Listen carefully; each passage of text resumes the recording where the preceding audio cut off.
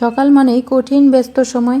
একদিকে রুটি বেলে নাস্তা তৈরি করো, আবার আরেক চুলায় দুপুরের রান্না রেডি করো, কারণ অফিসে খাবার দিয়ে দিতে হবে লাঞ্চ বক্সে। আবার স্কুল কলেজ বা ইউনিভার্সিটিতে যেই বাচ্চারা যায় তারাও সকালবেলা একই টাইমে বের হয়ে যাবে, তো কঠিন ব্যস্ততার মধ্যেই পার করতে হয়। আর এই ব্যস্তর মধ্যে রুটি গোল করে বানানোটা খুবই কঠিন ব্যাপার। তো আমি আবার রুটি গোল করে বানাই না, রুটি বেলে রুটি যেদিকে খুশি চলে যাক, রুটিটা শুধু আমি বেলে নেই। আর রুটি গোল করে কি হবে, কেউ তো আর বলে না যে আজকে রুটিটা খুব সুন্দর হয়েছে বা আজকে রুটিটা একেবারে এঁকে বেঁকে হয়েছে। তো যেমনই হোক, কেউ কিছু যখন বলেই না, তো আমি কষ্ট করে এত গোল করে কি করব। রুটি বেলার সময় রুটি যেদিকে খুশি চলে যায় যাক, আমি তেমনই রুটি বেলে নেই। আর রুটি যতই বেকাতেরা হোক, রুটি কিন্তু তাওয়ায় দেওয়ার পর রুটি ফুলে একেবারে ডাবল হয়ে যাবে। তো রুটি গোল করার কি দরকার, রুটি যেহেতু এত সুন্দর ফুলকো হয়, তো এমনটাই হোক। আর এদিকে দেখুন, সকালের মেহমান এসে বসে আছে নাস্তা খাওয়ার জন্য, তবে সে কিন্তু রুটি খাওয়ার জন্য বসে রয়নি, তাকে আমি নাস্তা দিয়ে রেখেছি। ওই দেখুন ওদিকে ভাত দেখা যাচ্ছে, সে খেয়েই এখানে বসে রেস্ট নিচ্ছে।